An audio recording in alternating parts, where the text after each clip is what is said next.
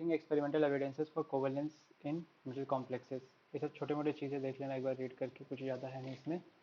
तो हम लोग इसमें देखने वाले हैं कि ऐसे कौन कौन से एक्सपेरिमेंटल एविडेंस है जिससे हमको मालूम पड़ता है कि मेटल कॉम्प्लेक्सेस जो हैं उनके अंदर कोवेलेंट बॉन्ड है। ठीक है, तो ऐसे हम देखने वाले हैं यहाँ पर तीन चीज़ें, ईएसआर स्पेक्ट्रा, नेफिलॉक्सेटिक इफेक्ट और intensity of D D transition. ये तीन चीज़ की वजह से हम जानेंगे कि कैसे कि इसके अंदर कोवेलेंट बॉन्ड कैरेक्टर है। ठीक है, कोवेलेंट बॉन्ड है मेटल और लाइगेंड के बीच में। एनएमआर के बारे में यहाँ पे नहीं बताया गया, यहाँ पे खाली हम तीन चीज़ के बारे में देखेंगे, ESR, nephelauxetic, intensity of D D transition.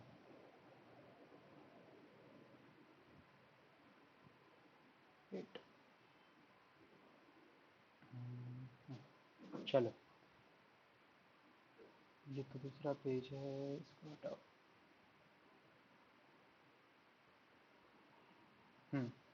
The following are some important experimental evidences to prove the covalent bonding, at least to some extent in metal complexes। तो कोवेलेंट बॉन्डिंग प्रूव करने के लिए बताया गया है ये सब चीज़ें। सबसे पहले हम देखेंगे electron spin resonance ESR spectra. ठीक है, इसमें क्या बोलते हैं, electron spin resonance spectra is observed when molecules or ions containing one or more unpaired electrons are placed in a magnetic field.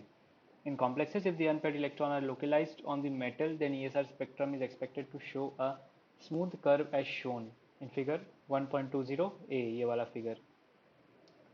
देखो क्या क्या बोला है यहाँ पे, इलेक्ट्रॉन स्पिन रिजोनेंस, जैसे कि हमने फिजिकल केमिस्ट्री में पढ़ा है कि ये रिजोनेंस हम लोग कब यूज़ करते हैं, हम लोग यूज़ करते हैं जब हमारे पास कोई अनपेयर्ड इलेक्ट्रॉन हो। तो अनपेयर्ड इलेक्ट्रॉन को हम लोग मैग्नेटिक फील्ड में रखते हैं। क्या करते हैं हम लोग, उसको मैग्नेटिक फील्ड में रखते हैं। ठीक है, यहाँ पे दिया है ना मैग्नेटिक फील्ड, इसमें हम लोग रखते हैं। तो होता है क्या है, अगर इलेक्ट्रॉन अनपेयर्ड है तो फिर वो क्या होगा, डीलोकलाइज होगा, उसका डीलोकलाइजेशन होगा मेटल में। और डीलोकलाइजेशन क्या होगा, उसका इंक्रीज इन एनर्जी होगा, तो इसके वजह से जो एनर्जी वो एब्जॉर्ब करेगा वो यहाँ पे पीक के फॉर्म में शो करेगा। लेकिन जो एक्सपेक्टेड पीक रहता है उसको हम स्मूथ पीक लेते हैं, मतलब स्मूथली, ऐसे स्मूथली पीक बनेगा। ठीक है, लेकिन होता है क्या, but in most of the complexes it was observed though they have unpaired electron, their ESR spectra show complicated structure with number of sub bands called hyperfine structure। लेकिन हमको देखने क्या मिला कि ऑल्दो उसमें अनपेयर्ड इलेक्ट्रॉन थे, जैसे देखो यहाँ पर अनपेयर्ड इलेक्ट्रॉन है, वैसे अनपेयर्ड इलेक्ट्रॉन है, लेकिन हमने एक्सपेक्टेड किया था कि ये स्मूथ कर्व दिखाएगा। यहाँ पर ये जो है दिखा रहा है बहुत ही उबड़ खाबड़ कर्व। इसको हम क्या बोल सकते हैं, इसको हम बोलेंगे नंबर ऑफ सब बैंड्स, मतलब बहुत सारे अलग अलग बैंड्स यहाँ पे दिखा रहा है, ऊपर नीचे ऊपर नीचे ऊपर नीचे। इसको हम लोग क्या बोलते हैं, hyperfine structure. This hyperfine splitting is mainly due to the interaction of the unpaired electron spin with the nuclear spin of the ligand, and the magnitude of splitting is proportional to the fraction of electronic charge on the ligand। देखो क्या बोला है यहाँ पे बोला है कि ये जो हमको हाइपरफाइन कर्व आया है ऐसा, ये एक ही कारण की वजह से आ सकता है। ये कारण ये है कि जो मेटल के इलेक्ट्रॉन है, मेटल के डी ऑर्बिटल के जो इलेक्ट्रॉन है, वो लाइगेंड के न्यूक्लियस से इंटरेक्ट कर रहे हैं। क्या कर रहे हैं, लाइगेंड के न्यूक्लियस से इंटरेक्ट कर रहे हैं। देखो यहाँ पे दिया है ना, nuclear with in nuclear spin, nuclear spin मतलब न्यूक्लियस, न्यूक्लियस के स्पिन से इंटरेक्ट कर रहे हैं। ठीक है, और तभी ये ऐसे एनर्जी लेवल से दिखा रहे हैं हाइपरफाइन लाइन स्ट्रक्चर के द्वारा, इस तरीके से ऊपर नीचे।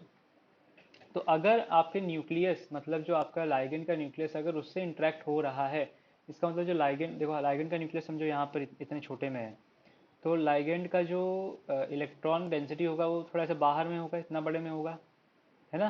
और बीच में जो ये हाथ दिख रहा है, बीच में इसका न्यूक्लियस हो जाएगा। अगर वो न्यूक्लियस तक आ रहा है मेटल डी ऑर्बिटल, तो इसका मतलब वो मेटल डी ऑर्बिटल ये इसको ओवरलैप करके आ रहा है, इसके ऊपर से चढ़ के आ जा रहा है न्यूक्लियस के अंदर। अब अगर उसके ऊपर से चढ़ के आ रहा है तो इसका मतलब ये है कि ओवरलैप कर रहा है लाइगेंड के डी ऑर्बिटल, लाइगेंड के ऑर्बिटल को। अगर लाइगेंड के ऑर्बिटल को ये ओवरलैप कर रहा है तो ओवरलैपिंग कहाँ पाया जाता है, कोवेलेंट बॉन्ड में, है ना। तो इससे हम क्या बोल सकते हैं, this indicate that the odd electron is no more localized on the metal orbital but part of the time it is occupying the orbital of the ligand.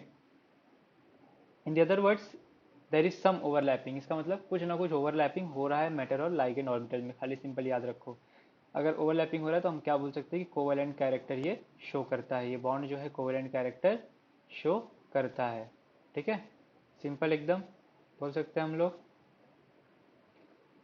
ये आपको दिया है, ऐसा हमने एक्सपेक्टेड किया है, एब्जॉर्प्शन है ये वाई एक्सिस पे, एक्स एक्सिस पे मैग्नेटिक फील्ड, इसको हमने ऐसे एक्सपेक्टेड किया है, लेकिन हमको आया कैसे, हाइपरफाइन स्पेक्ट्रा आ गया यहाँ पर। ठीक है, फिर आगे देखते हैं अभी हम लोग। अभी एग्जांपल दिया है यहाँ पर इरिडियम हेक्साक्लोराइड लिया है, is a low spin octahedral complex and has one unpaired electron. ठीक है, लो स्पिन है, एक अनपेयर्ड इलेक्ट्रॉन है, देख रहे हो जैसे यहाँ पर। तो ये sir spectrum ion is expected to show a smooth curve as it has unpaired d electron. ठीक है, एक अनपेयर्ड डी इलेक्ट्रॉन है, तो इससे हम एक्सपेक्ट करते हैं कि इसे स्मूथ कर्व दिखाएगा। But it showed this selected serrated curve called hyperfine structure, मतलब ये ऐसा कर्व दिखाता है। This hyperfine structure is due to the interaction of the unpaired electron spin of iridium 4 plus with nuclear spin of the chloride ligand। इसका मतलब ये जो इसका अनपेयर्ड इलेक्ट्रॉन है, इसका जो स्पिन है, ये इंटरेक्ट किससे कर रहा है? ये मेटल है, ये अपने लाइगेंड, ये जो क्लोराइड का जो लाइगेंड है, क्लोराइड क्या है? लाइगेंड है, इसके साथ इंटरेक्ट कर रहा है। ठीक है, इसके न्यूक्लियर स्पिन के साथ इंटरेक्ट कर रहा है। Nuclear spin of chloride ligands which, आगे क्या दिया है यहाँ पे, पेज नंबर 36 था ना ये।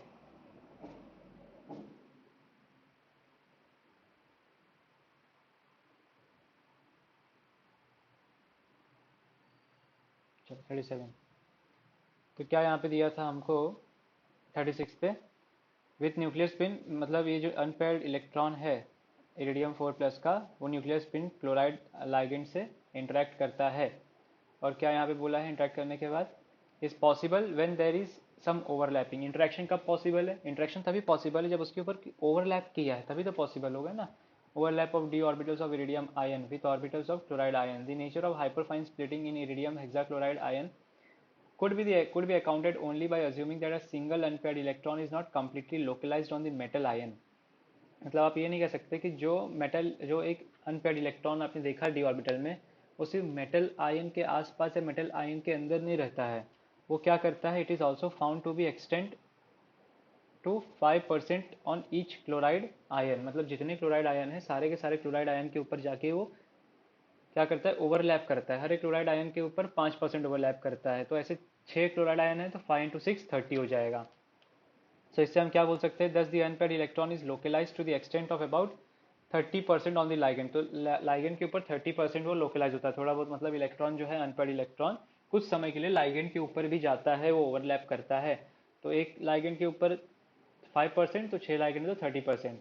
एंड अब 100 में से 30 गया तो 70% किसके ऊपर हो गया? जिसका इलेक्ट्रॉन है, वो किसका इलेक्ट्रॉन है? इरिडियम का ion, and not 100% as assumed by the CFT. CFT में क्या अज्यूम था कि ये जो इलेक्ट्रॉन है वो लाइगेंड के ऊपर नहीं जाता है, वो रहता है सिर्फ मेटल आयन के ऊपर, जो कि 100%, इसलिए उसको लिया गया था। लेकिन यहाँ पे हमको एक्चुअल में क्या मालूम पड़ता है कि 30% लाइगेंड के ऊपर जाता है और 70% इरिडियम आयन के ऊपर रहता है, जिससे हम क्या कंक्लूड कर सकते हैं कि ये इनका ओवरलैपिंग हुआ है, और अगर ओवरलैपिंग हुआ है so it shows a covalent character. So ESR spectra of complexes thus gave a direct evidence of overlapping between the metal and ligand orbitals, indicating covalent character in the metal ligand bond। सीधी सी बात है, ये indicate करता है कि metal ligand bond में covalent character है। अब हम देखेंगे नेफेलॉक्जेटिक इफेक्ट, बहुत इंपॉर्टेंट है for board point of view. अभी देखो, indirect evidence for covalent bonding in complexes comes from nephelauxetic effect. अभी इनडायरेक्ट एविडेंस हमको अगर चाहिए, डायरेक्ट एविडेंस नहीं, इनडायरेक्ट एविडेंस चाहिए कि कोवेलेंट बॉन्डिंग है, तो हमको कहाँ से मिलेगा? वो नेफेलॉक्जेटिक इफेक्ट से मिलेगा। It has been observe that the D D electron repulsions are less in a complexed metal ion. Example ये हो गया फेरोसाइनाइड का आयन, हेक्सासाइनाइड हो गया ये। Then in a free metal ion, that is uncomplexed metal ion, क्या बोला यहाँ पे? जो डी डी इलेक्ट्रॉन रिपल्शन है वो कॉम्प्लेक्स्ड आयन में कम होता है as compare to uncomplexed ion. The decrease in the inter-electron repulsion in the complexed metal ion may be possibly due to the increase in the distance between the d electron। और जो inter electron repulsion जो कम हुआ है complex के बीच में, जो inter electron repulsion कम हुआ है, वो ये हो सकता है कि कॉम्प्लेक्स, मतलब ये हो सकता है कि दोनों जो डी इलेक्ट्रॉन है, possibly due to increase distance between the D electron, electron के बीच का अगर डिस्टेंस बढ़ा दोगे तो सीधी सी बात है उनके बीच का रिपल्शन कम हो जाएगा। तो रिपल्शन अगर कम हुआ है तो चांसेस यही है कि उनके बीच का जो डिस्टेंस है वो बढ़ाया गया है। This increase in the distance can be logically attributed to the increase in the size of the d orbital, that is expansion of the D electron cloud. और अगर डिस्टेंस इंक्रीज हुआ है तो आप क्या कह सकते हो डिस्टेंस क्यों इंक्रीज हुआ है? क्योंकि जो डी इलेक्ट्रॉन है, डी मतलब डी ऑर्बिटल जो है वो एक्सपांड हुआ है, मतलब इलेक्ट्रॉन एक दूसरे से दूर गए हैं, तो इसको हम क्या बोलेंगे, ये एक्सपांशन ऑफ डी, ये D orbital, that is expansion of D electron cloud हम लोग बोल सकते हैं। The presently accepted explanation for this expansion of the electron cloud is that at least part of it is due to the overlap of metal ion d orbitals with ligand orbitals।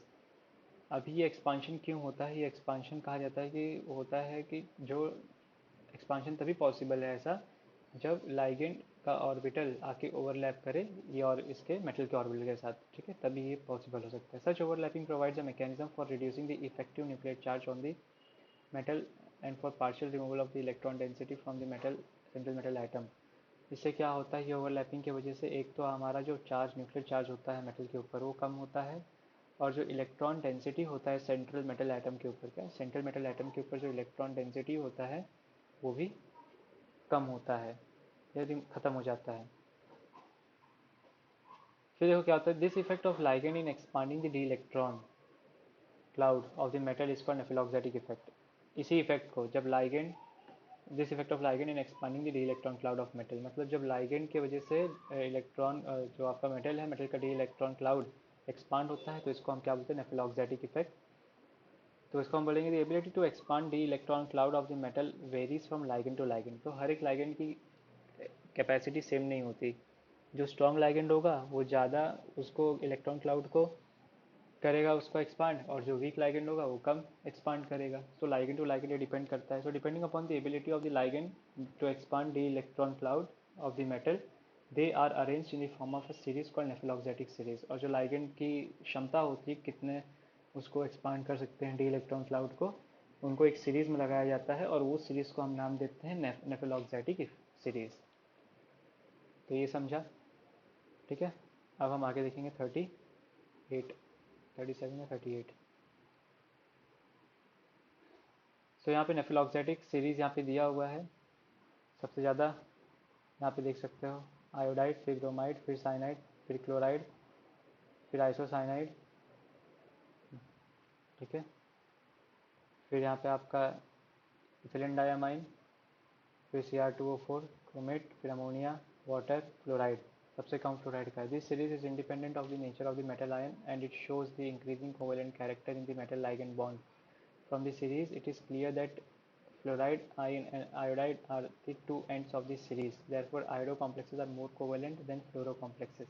तो हम लोग इससे क्या बोल सकते हैं कि ये जो है, ये इसमें जो सबसे ज़्यादा आयोडाइड है, ये क्या करता है, इलेक्ट्रॉन क्लाउड को एक्सपांड करता है, मतलब उसका मतलब क्या, ओवरलैपिंग को बढ़ाता है। और ओवरलैपिंग को बढ़ाने का मतलब क्या, उसके अंदर कोवेलेंट बॉन्ड के कैरेक्टर्स को इंक्रीज करना है। इसका मतलब अगर जहाँ पर भी लाइगेंड में आयोडाइड होगा, आयोडीन होगा, वहाँ पर समझ जाना कि वो ज़्यादा कोवेलेंट कैरेक्टर शो करेगा, और जहाँ पर फ्लोरीन होगा, वहाँ फ्लोराइड होगा, फ्लोराइड आयन होगा, वहाँ पर समझ जाना कि वो कम कोवेलेंट कैरेक्टर शो करेगा, ठीक है। सो ये था आपका